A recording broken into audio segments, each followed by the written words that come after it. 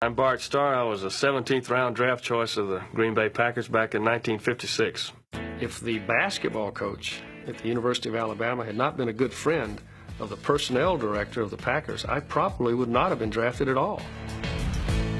The late round pick struggled early on and didn't leave much of an impression on teammates.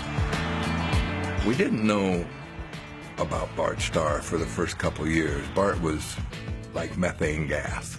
Colorless, odorless, tasteless, virtually invisible. I had come from a military family.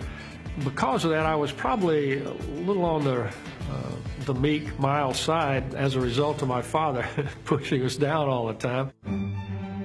Starr's career took a decidedly different turn when a new father figure entered his life. He brought a number of us in to acquaint us with his offensive system, and after about an hour, we took a break. I ran downstairs, grabbed the pay phone there in the Packer office building, and called my wife. And all I said to her was, "Honey, we're going to begin to win." I had to earn his trust and respect during that first year he was there, and actually into the second year. If you go to Brown, you're going to get Zeke, and you're going to be able to throw that four pass right into it. Well, I let the 68 goals, 2nd and 7. Well, that's good. I think this is great because we didn't have any force out there. They did. And from then on, it was easy. That trust was established during countless hours in the classroom.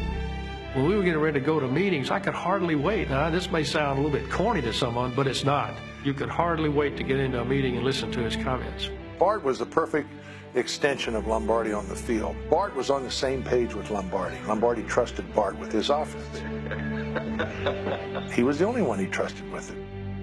He was a quiet guy, and he was an unassuming guy, and he was a polite guy, and he was a nice guy, but he had a lot of steel in him. He had a lot of fire in him. The prize pupil wasn't always the teacher's pet. Coach Lombardi had a couple of mechanisms that he used to warn him about when he was pushing too far. One of them was Bart Starr. Only after an interception in practice one day, and he really just blistered me in practice about this. I went in to see him in the office, and I said, "Coach, I can take the chewing. That's not a problem." I said, "You will apologize to me in the privacy of your office." I said, "Would you please just chew me out in there as well so that I can maintain the respect of our players?" He never, ever said anything to me in front of them again. While there was no questioning his leadership, some regarded Starr as merely a manager of Lombardi's run-based offense that paved the way to NFL titles in 1961, 62, and 65. I wasn't asked to carry the team that much with a passing game. When you have Horning and Taylor in the backfield behind you, they were fabulous. That all changed in 1966. With Horning and Taylor in decline, number 15 earned MVP honors, while leading Green Bay to a 12-2 record and a shot at another NFL championship. With the defense struggling, Starr threw for over 300 yards and 4 scores. His biggest play, however, never registered in the box score. Starr pumps once, fires up the middle, the pass is complete to Boyd Dollar for the touchdown. And Dollar was belted hard in the end zone by Mike Gector. Our most combative guy on offense was Jimmy Taylor. The instant that Taylor starts looking for Gector, which could have very easily gotten him ejected, number 15 is right in Jimmy Taylor's face. And Bart is just guiding him all the way. And when he gets to the sideline, you listen carefully, you hear, "Out of the way, Bart." The most underestimated aspect of Bart Starr is the fact that he's a great leader. Tough as nails. Didn't say much, but when it was necessary, he did what had to be done. 2 weeks later, in the first Super Bowl, Starr shined again, garnering MVP honors.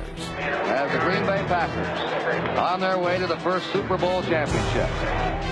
1966, it was probably the best season that I ever individually enjoyed. 1967 was a completely different experience.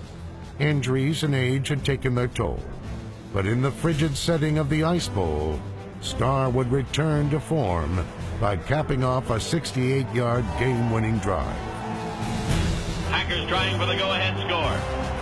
Starr begins the count, takes the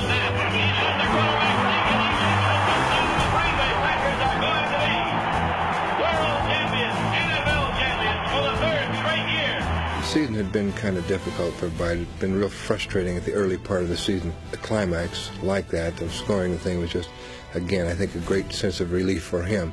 I know Bart was crying and very, very happy.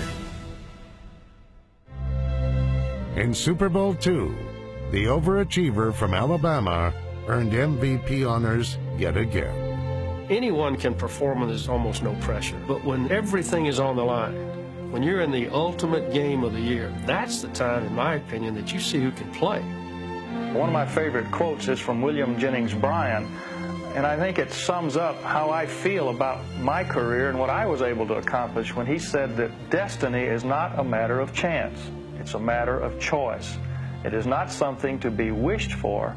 It is something to be attained.